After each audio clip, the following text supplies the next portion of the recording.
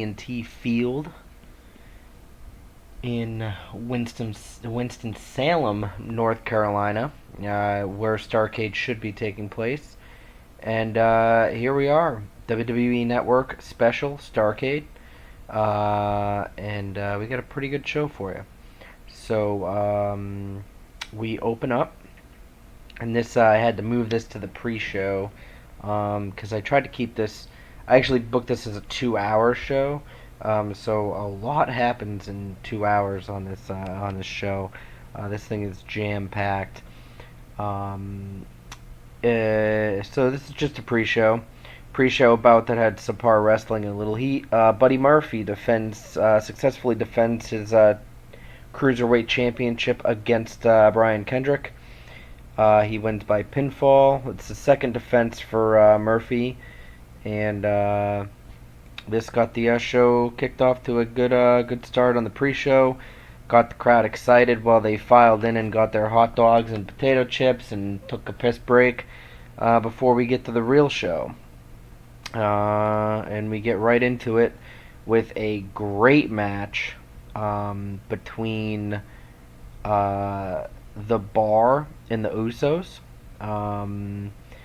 This match got a great rating, and during the match, it's a lot of back and forth action. And you know, as we're going toward the end of the match, Cesaro's in the ring. He just gets a tag in from Sheamus, and he starts putting the heat on. The Usos starts making the big comeback. The crowd's really getting behind. He's really getting behind the Bar. They think that this might be their chance to win back the SmackDown Tag Titles.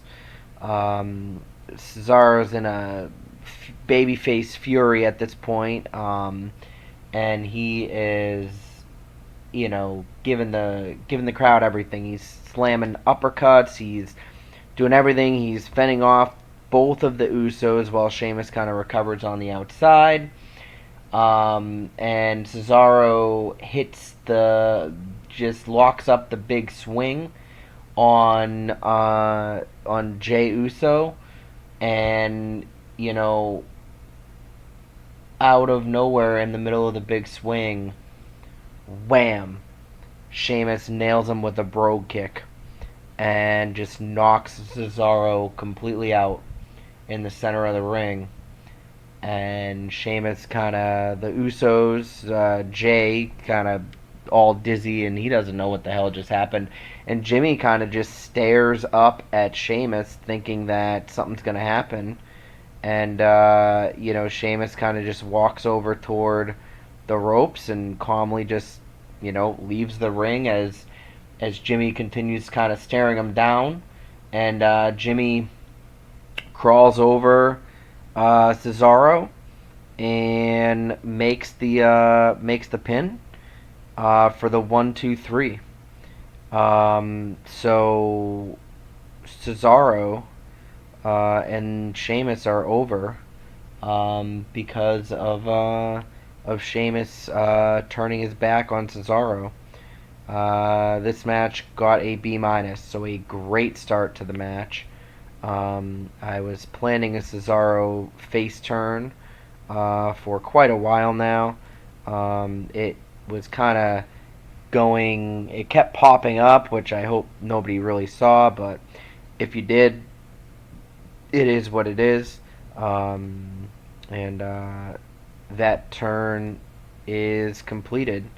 So plans for these two moving forward. I am kind of over them as a tag team, and I got some stuff planned as single stars for them.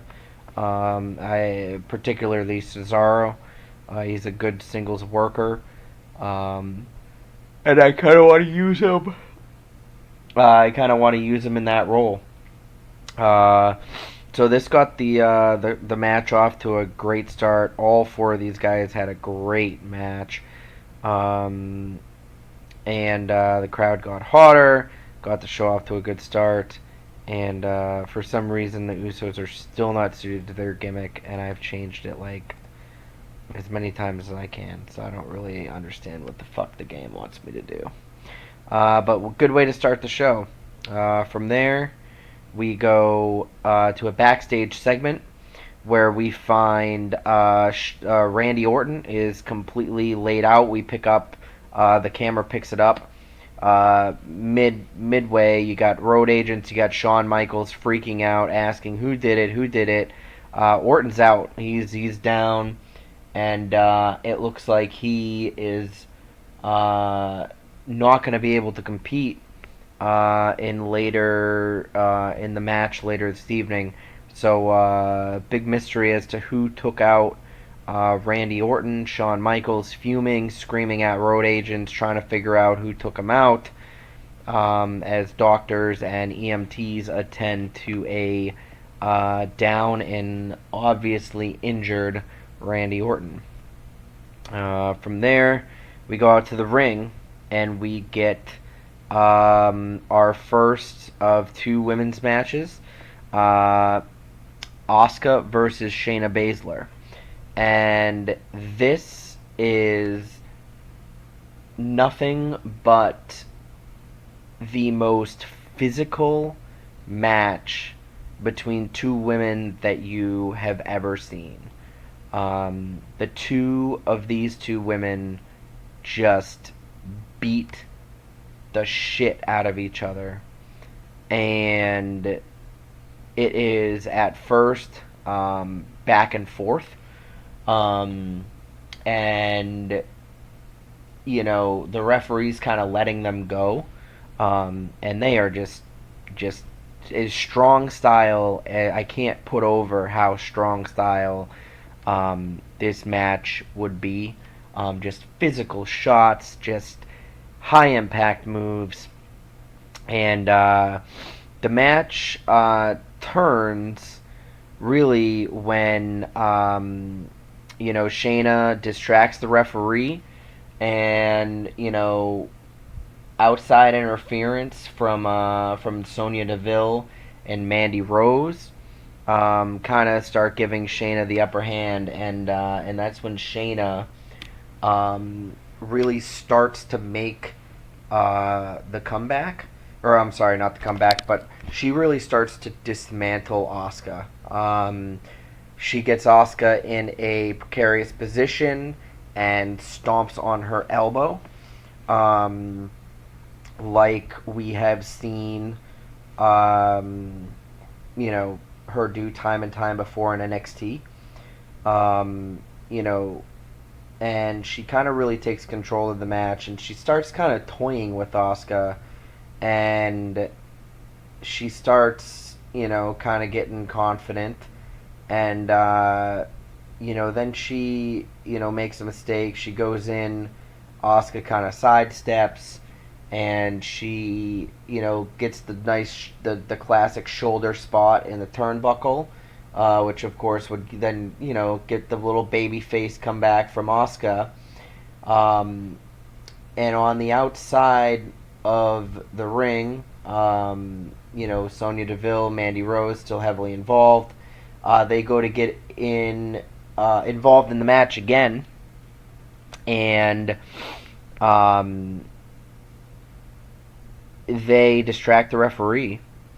And as Asuka is making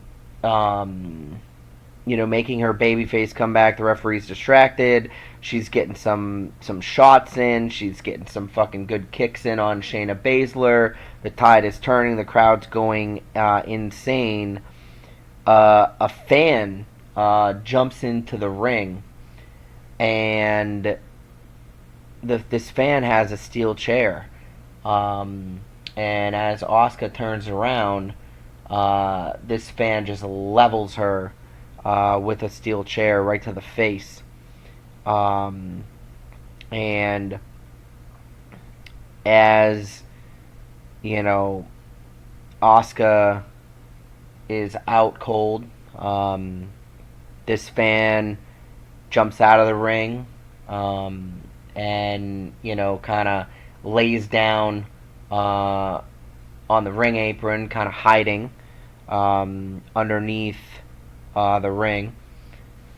Shayna Baszler just mounts as the referee's turning around. Shayna Baszler just gets Asuka in a full mount and just starts laying forearms and hard punches and just, I mean, we're talking real shots. This is as shoot as it can get without really being a shoot. And Asuka's busted open. It's probably the first time we've ever seen blood in a female match, but it's really putting over the fact that this is a brutal beating being put on now after the steel chair shot, and Asuka's unresponsive, and the referee stops the match. Um, you know, Essentially due to the safety of Asuka's health. Um, and Shayna Baszler's music hits, and from underneath the ring comes the fan, and this fan gets in the center of the ring, and they're wearing they're wearing like a dark hoodie. You can't really see who it is. They extend their hand, and as they are extending their hand to Shayna Baszler, they pull the hoodie down to reveal the returning Ronda Rousey. And Rousey, uh, along with Mandy Rose, Sonya Deville, and Shayna Baszler, stand tall in the center of the ring, raising their hand in victory over a bloodied and beaten Asuka. So as you see, this got a C+. Both women had a great performance. It was hard to kind of write all of that, or really kind of book it in the game. So essentially, I basically just had Shayna Baszler beat up Asuka so badly that the referee stopped the match. During the match, we had Ronda Rousey run in and attack Asuka. That pretty much gets the point over. Ronda Rousey is not pregnant in my universe, so I wanted to kind of bring her back as the leader of this faction. She's not gonna be participating kind of in a full-time role. The full-time kind of wrestling role will be Shayna Baszler, but I want them to kind of rub shoulders with Ronda. Ronda's very over in the game, and my goal is to get Shayna, Jessamine Duke, that whole kind of group over. And the easiest way I can do that is if I give them a little credibility with Ronda Rousey. It also turns Rousey heel, and kind of sets up some pretty cool matches between this group, as I'm sure that this is not going to be the end of this. And Asuka, I'm sure, will have something to say if and when she ever wakes up. So I kind of told you what the next segment was, which was the four of these women standing in the middle of the ring, and they're kind of just celebrating their victory, as this is the horsewomen of the apocalypse right here, and just some Smash Mouth women, kind of taking over SmackDown Live. Next up, from there we go to a backstage segment. Featuring the New Day. And this is essentially Kofi just saying that, tonight he's going to defend the WWE World Heavyweight Championship. And he actually tells Kofi, or Big E and Xavier, he kind of just says, hey, I want to go out there alone, and I want to prove to the world that I didn't win this title by accident. It wasn't a fluke, and I want to defend it here tonight by myself. Biggie and Xavier, they say, "All right, no problem. Good luck." They wish him luck, and we'll see that match in a bit. And by in a bit, I mean right now. Uh, some solid. Ignore this stupid ass comment or whatever. Like I can't take Xavier. It won't let me take Xavier off. But anyway, in a bout that had great wrestling and good heat, Kofi Kingston defeats Daniel Bryan and AJ Styles to retain in 23 minutes. Kofi gets the pinfall after an SOS. He pins Daniel Bryan for the victory. I love how my champion is the weak link in this match. Pretty funny. I had to throw some crazy road agent notes in here to keep both AJ and Daniel Bryan strong, as both of them were pissed at losing to Kofi, which is kind of the thing that sucks about the game in a way, because despite the fact that Kofi kind of had the Kofi Mania and they put the title on him, these guys are bigger stars in the game universe. And they are not too fond of putting Kofi over. So I kind of had to make him look good in the match to kind of keep the momentum going for Kofi. As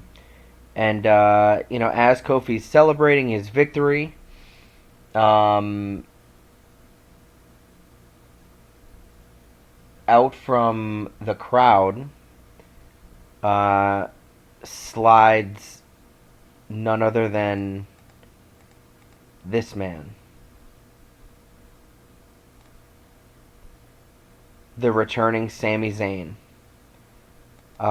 Sammy hits the ring with a steel chair, and he just lays out Kofi Kingston, and he just starts laying steel chair shot after steel chair shot after steel chair shot into the WWE World Heavyweight Champion as Sammy returns. He grabs the WWE World Heavyweight Championship and stands over Kofi's kind of lifeless body and just holds the championship title up and poses with the title.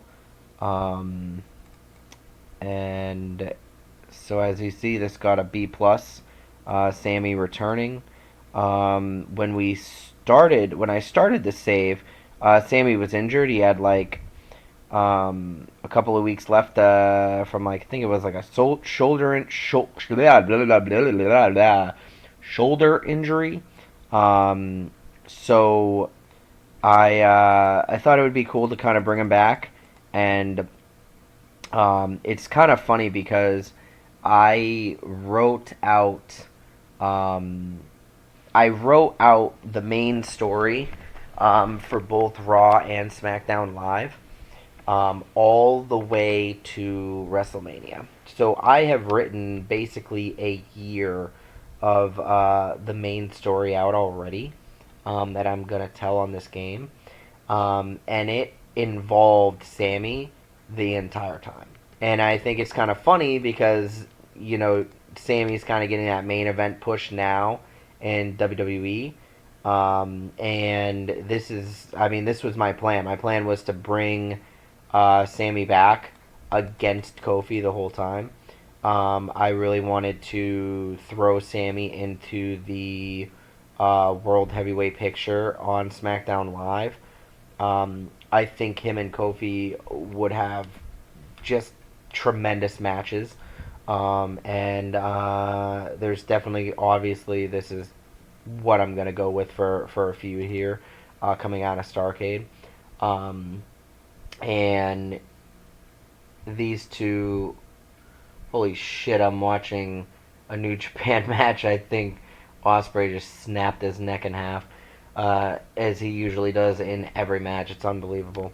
But yeah, so I think it's kind of funny that that all of a sudden, WWE is kind of pushing Sammy.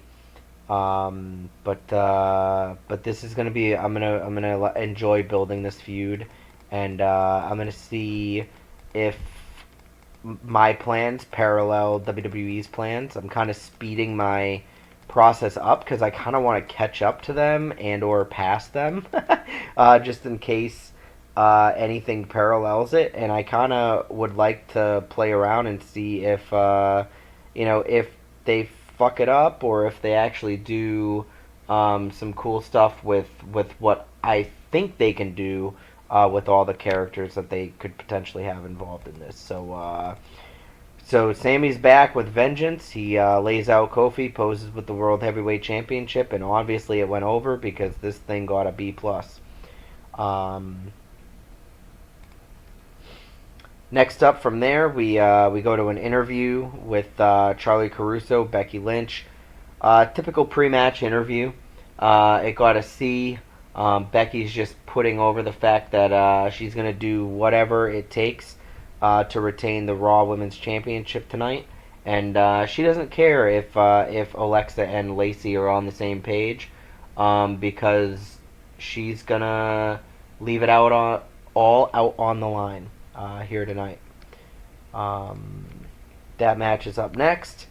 And in a decent match, Becky Lynch does defeat Alexa Bliss and Lacey Evans in 13 minutes when Becky gets one over on Lacey.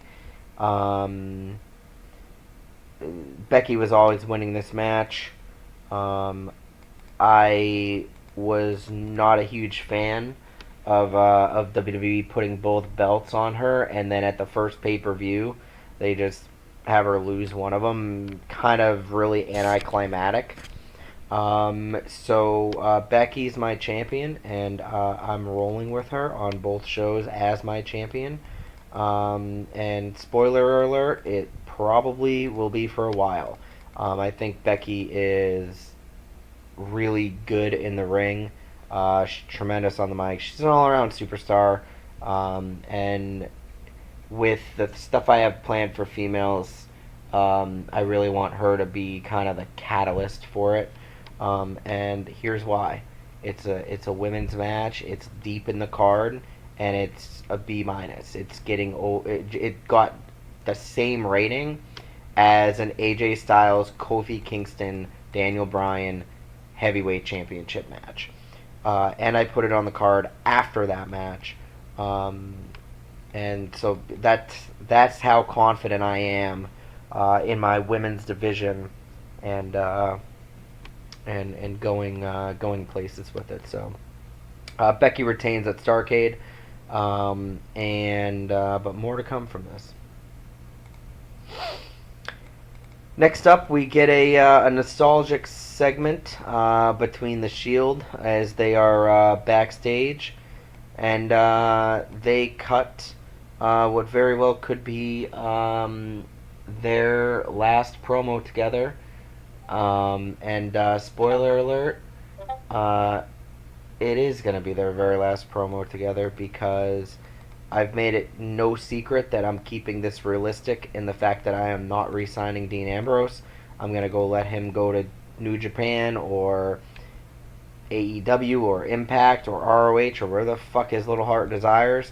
But I'm keeping it realistic in the game universe, that I'm not re-signing him. I very well easily could re-sign him.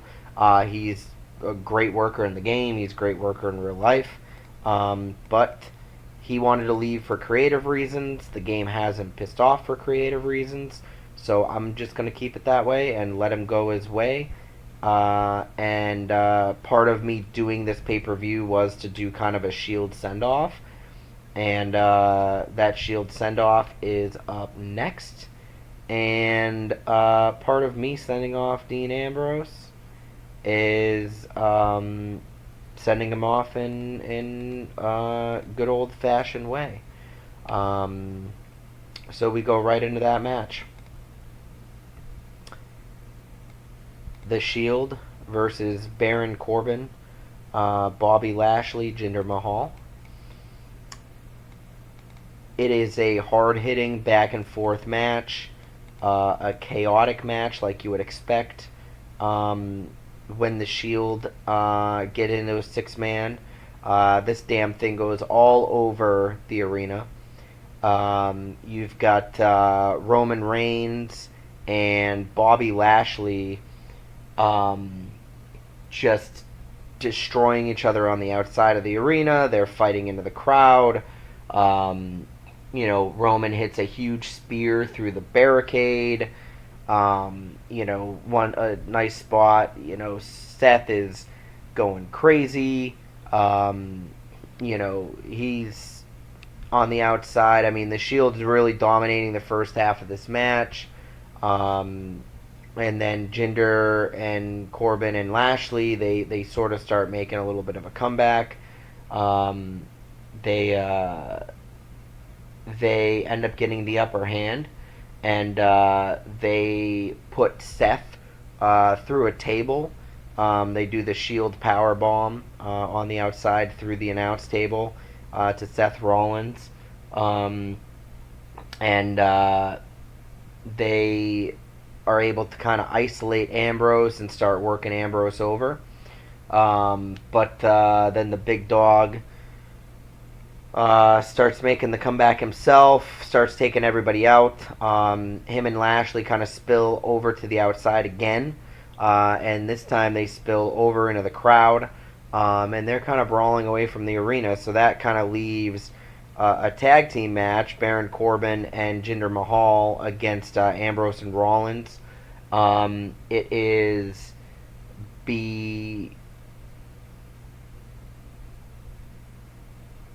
Sorry, I got distracted there for a second on the with the New Japan match.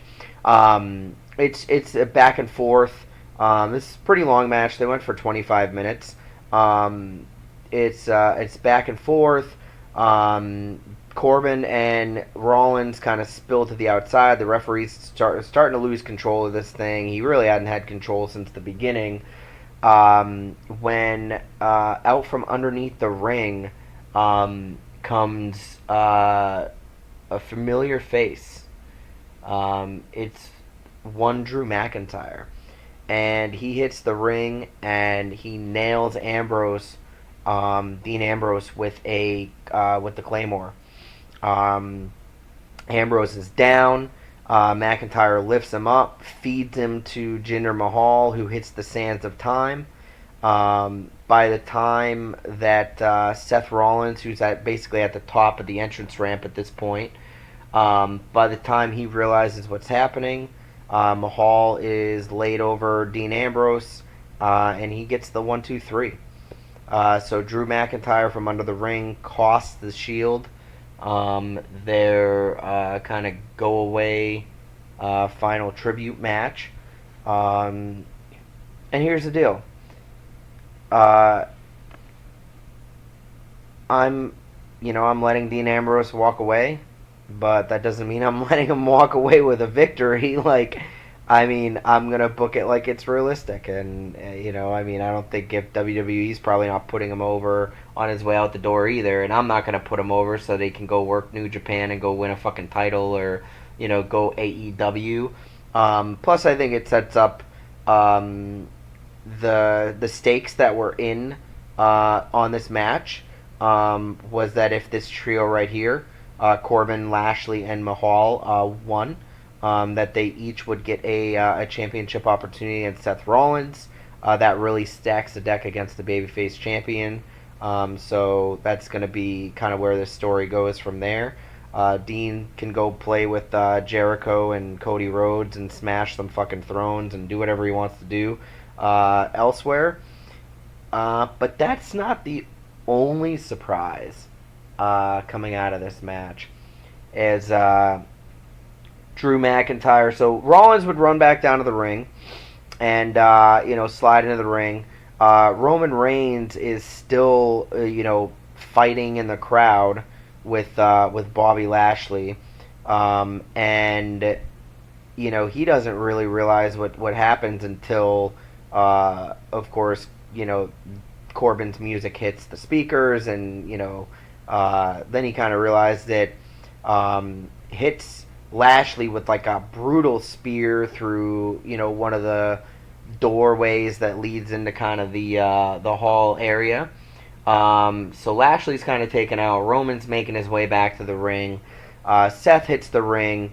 McIntyre, Corbin, and Mahal just kind of start, or I'm sorry, McIntyre and Mahal start laying the boots to Rollins as he slides in the ring to try to help out Ambrose. By this point, Corbin is making his way back down to the ring.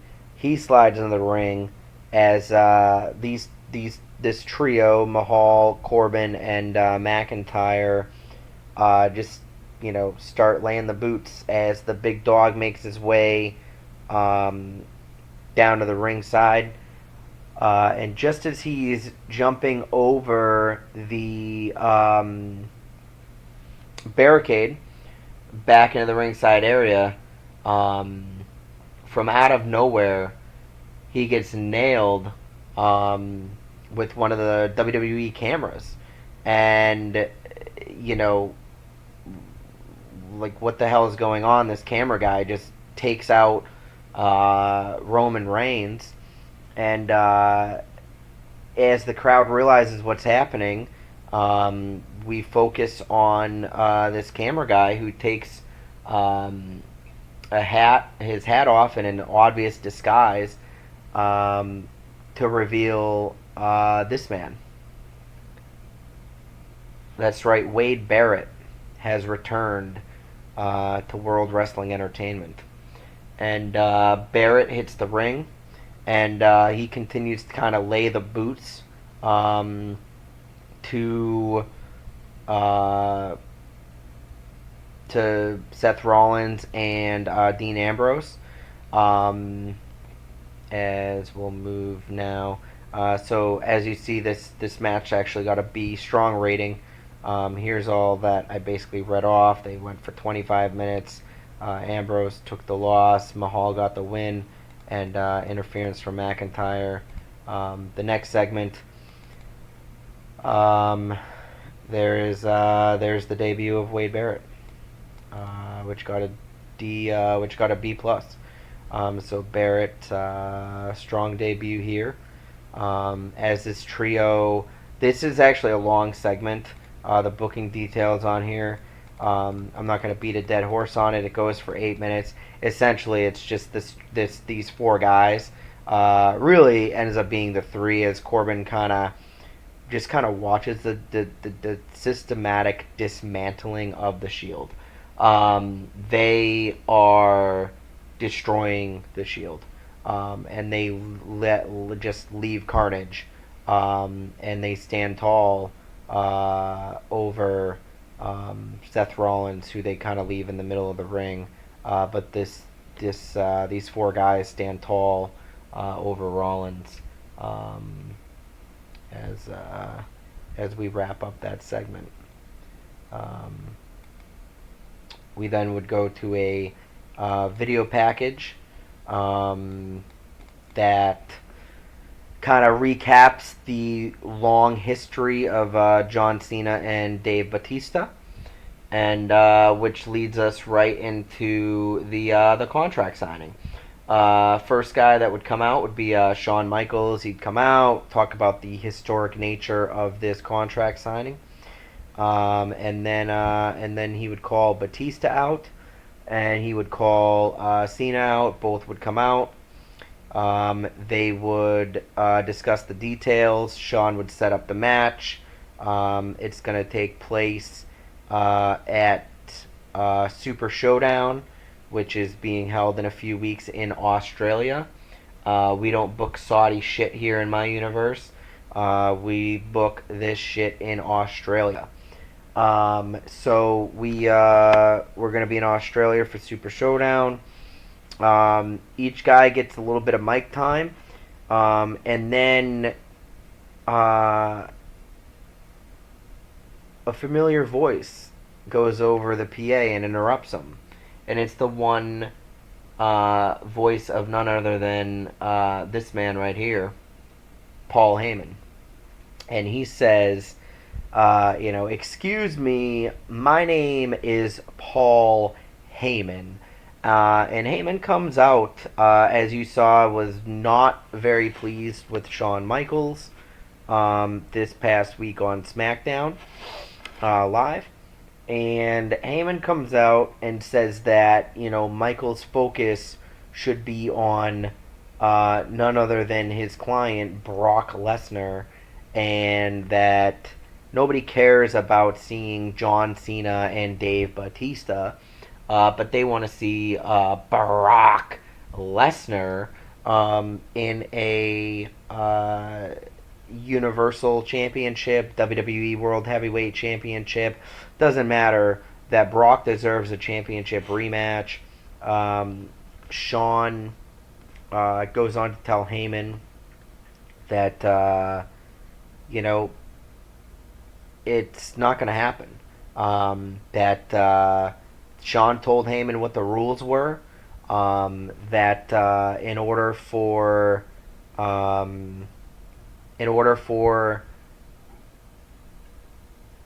Brock to get world championship shots, Brock was going to have to show up, and Brock was going to have to put in the time that each and every WWE superstar in the back puts in time and time again.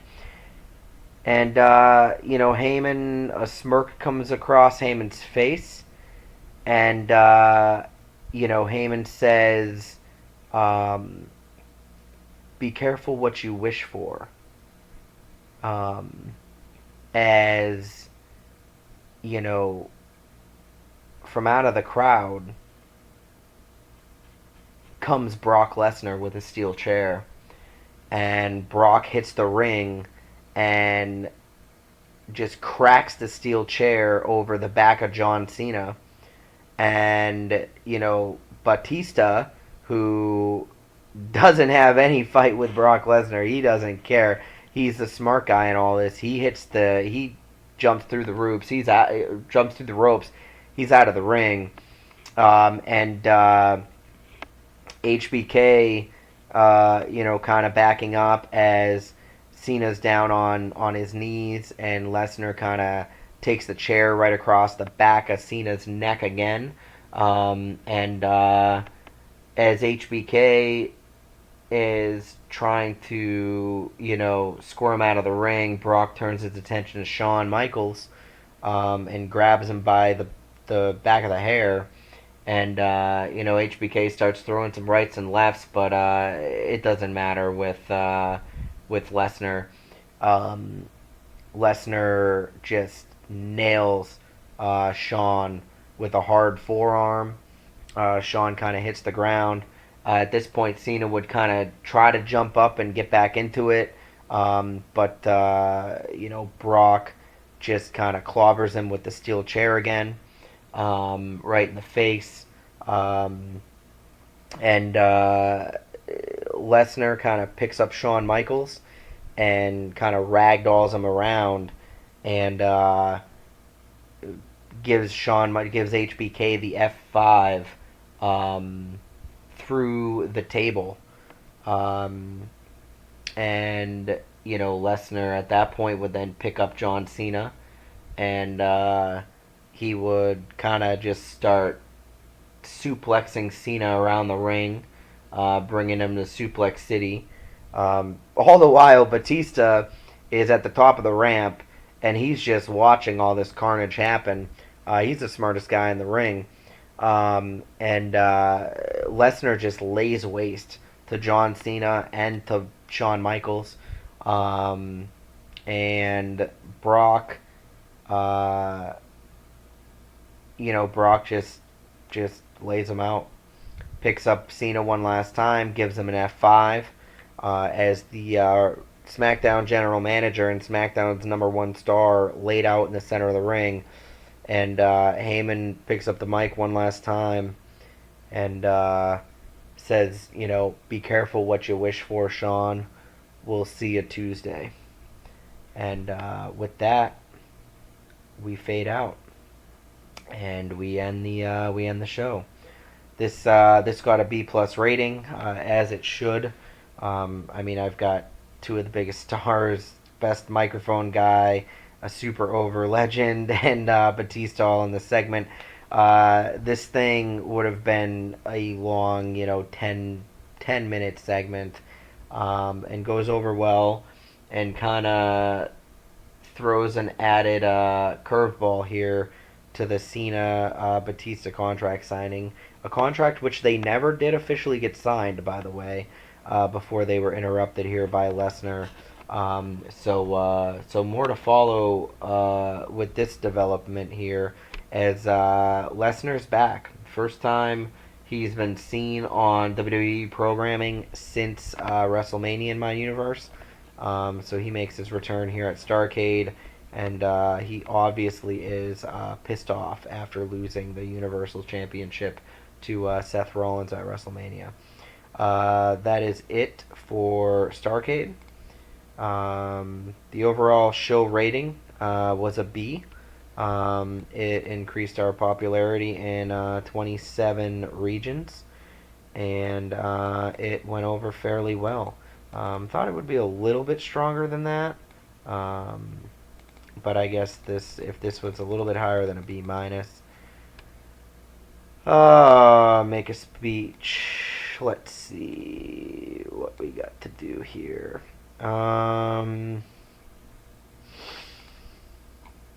Daniel Bryan jobbed, so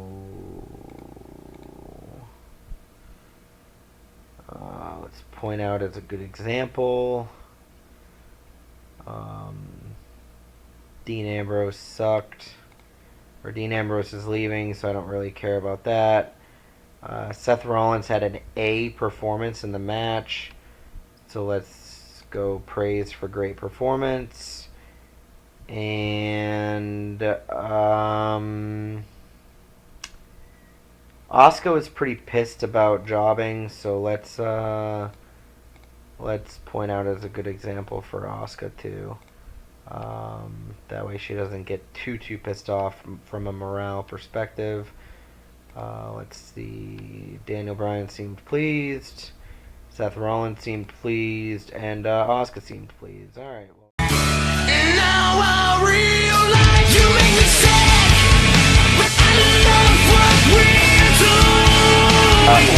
Thanks so much for joining me again. Hope you guys enjoyed this one. Starrcade was fun. Next up's going to be Money in the Bank for pay-per-view. But next week is going to be Raw, SmackDown Live, 205 Live, with some fallout from Starrcade. Thanks again, everybody. See you next time.